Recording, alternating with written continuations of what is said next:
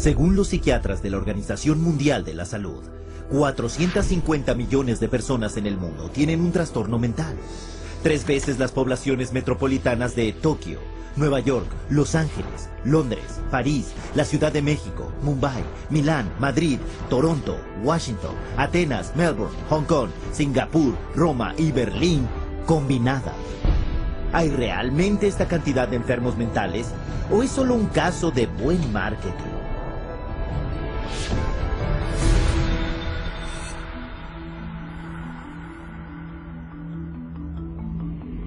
A principios del 99, Estados Unidos se enfrentó a una nueva epidemia aterradora. Te sonrojas, sudas, tiemblas, te resulta difícil respirar, decían los pósters. Con el eslogan, imagina ser alérgico a la gente. La enfermedad era el trastorno de ansiedad social, TAS o SAD en inglés, y se afirmaba que afectaba al 13,3% de la población americana. Y para saber más, se instruía a los lectores a contactar con un grupo, la Coalición del Trastorno de Ansiedad Social. Lo que al público no se le dijo era que tanto la coalición como la campaña las había creado una agencia de relaciones públicas y era financiada por una empresa farmacéutica. Más tarde ese año, con la campaña haciendo consciente a millones de personas conscientes de este mal, previamente desconocido, el Paxil se convirtió en la primera droga aprobada por la FDA para el trastorno de ansiedad social. Psiquiatras como Jack Gorman, de la Universidad de Columbia, y Murray Stein, de la Universidad de California en San Diego, firmaron como los líderes para la campaña de Paxil. Y en 3 años, Paxil se disparó desde la 3ª posición en su clase a ser la primera.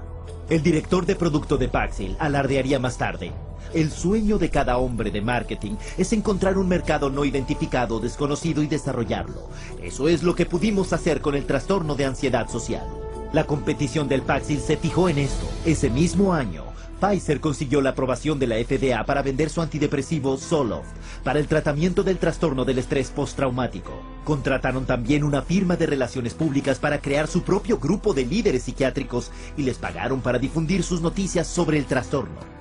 Esta campaña afirmaría que 1 de cada 13 personas desarrollaba este trastorno en su vida. Y esto incluía a quien viera un acto de violencia, un desastre natural o un evento angustioso. Y como con Paxil, las ventas del Zoloft subieron por las nubes. For the psychiatric drugs, the goal is to have as many people on them as possible. So the way to do that is to convince normal people that they have some defect or mental disease or condition that requires treatment. So I mean that's the way they do it. They hire these big marketing companies that come up with these campaigns. We're going to tell you about your disease so that you can lead a happier, healthier life. Oh, and by the way, we have a drug too that helps to treat this disease. Esta práctica de vender la enfermedad se conoce como la compraventa de la enfermedad, una expresión que definió el periodista Lynn Payer como intentar convencer a gente que está esencialmente bien de que están enfermos, o gente ligeramente enferma de que están muy enfermos.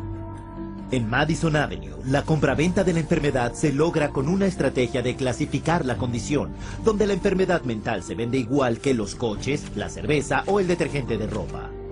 Y de acuerdo con el mayor gurú de Nueva York, Vince Parry, no hay una categoría terapéutica que acepte mejor la clasificación que el campo de la ansiedad y la depresión, donde la enfermedad raramente se basa en síntomas mensurables y por lo tanto abierta a la definición conceptual.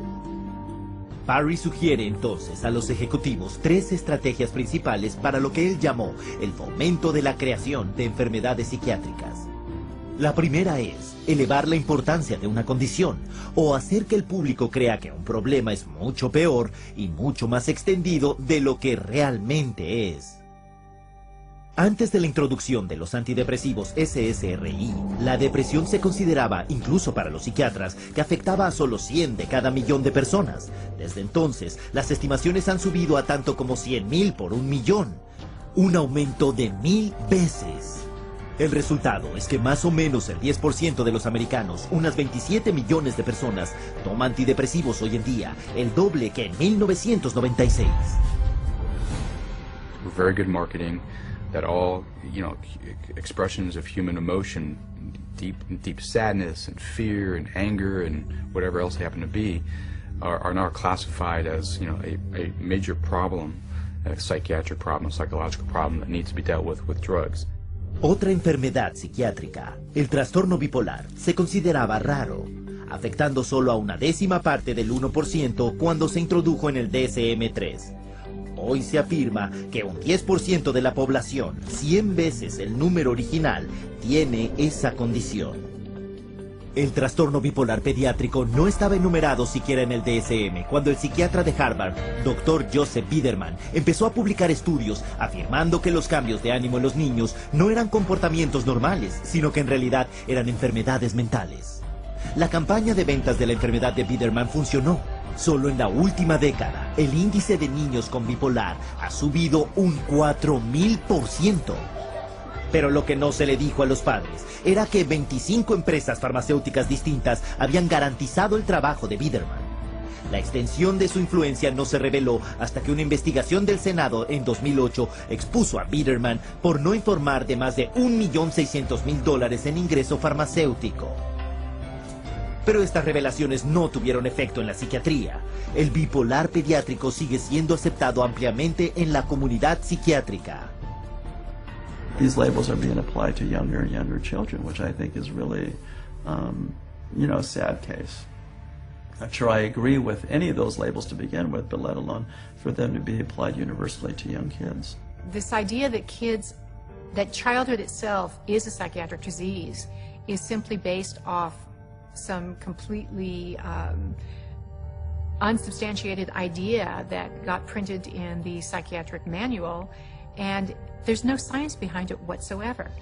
La venta de la enfermedad, estrategia número 2, redefinir una condición existente. Esta táctica toma un estado de ánimo normal y lo redefine como una enfermedad psiquiátrica que ahora tiene que tratarse con drogas. Ejemplo, la tristeza invernal. Una condición mental común relacionada con la falta de sol en los meses de invierno, pero redefinida por los psiquiatras como el trastorno afectivo estacional, una enfermedad psiquiátrica que requiere tratamiento psiquiátrico. Otro ejemplo, consideremos el cambio de emociones en la menstruación de la mujer, creada por los psiquiatras como trastorno disfórico premenstrual. Una enfermedad mental descubierta no en el laboratorio, sino en el departamento de marketing del fabricante de drogas Eli Lilly. When Prozac patent came up, they realized they needed to come up with some sort of new to keep the money rolling in, and they came up with a new disorder. They just made it out of thin air. You know, the premenstrual dysphoric disorder, the PMDD, and then the new wonder drug, which was Serofem, which if you look at Serofem on the back of the label, it just says, this is Prozac. And they were able to keep that patent so that nobody else could make it, so that they could keep that money rolling in. Many of the drugs today are simply drugs repackaged. They're drugs that had a patent and now are generic, or now get called something else, or they decide now to use them for something else. Estrategia número 3 para la venta de enfermedad.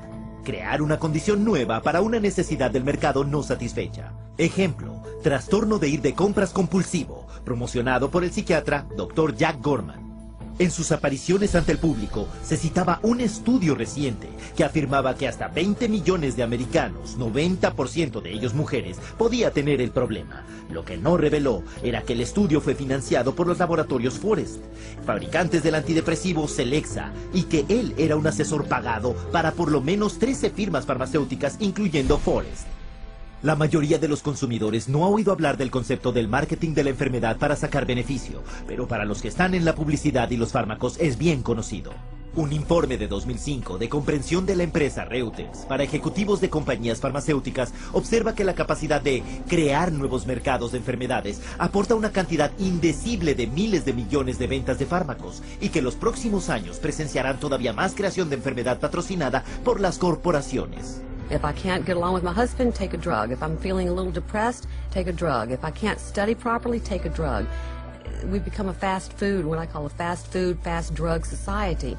Uno podría entonces preguntar, ¿hay alguien cuestionando este aumento extremadamente cuestionable y científicamente no probado de diagnósticos mentales? En abril de 2006, el diario médico británico encontró sin querer, cuando publicaron un estudio pionero que anunciaba una enfermedad psiquiátrica recién descubierta, el trastorno de deficiencia motivacional o MODED. Se caracterizaba por letargo y una indisposición para trabajar. Se afirmó que Modet afectaba a millones. Pero cuando los medios de comunicación por todo el mundo transmitieron las noticias sin cuestionarlas, el diario dijo la verdad. El estudio era parte de la edición de su Día de los Inocentes. Pero el chiste demostró el punto. La venta de la enfermedad funciona. Incluso gente sin enfermedades mentales pueden ser consideradas en riesgo y que se les recomiende un tratamiento de drogas. Un estudio publicado en el diario de la Asociación Médica Americana instaba a todas las víctimas de ataques al corazón a tomar un antidepresivo para prevenir la depresión, estuvieran deprimidos o no. Luego se descubrió que los autores tenían una relación financiera no revelada con el fabricante del antidepresivo, Lexapro. El drogado preventivo es la onda del futuro. Como un experto dijo, por lo visto hay una cantidad de dinero ilimitada que ganar con el marketing farmacéutico de los remedios para las enfermedades y todavía más de los remedios para reducir los factores de riesgo para la enfermedad. And of course, every time they come out with a new mental disorder, then they come out with a new drug to counteract it. At least to me, it seems like nothing more than a marketing ploy. There are certain executives in the pharmaceutical manufacturers that have stated that one day in America, every person will be on drugs, healthy or not. Con estas astutas campañas de ventas de la enfermedad, 100 millones de personas en el mundo están hoy en día tomando psicotrópicos. Y como resultado, la industria de los psicotrópicos está ganando más de $150,000 cada minuto. Un asesor del consumidor dijo, puedes vender cientos de millones de dólares de una droga, hasta una mala, si tienes la campaña de marketing correcta.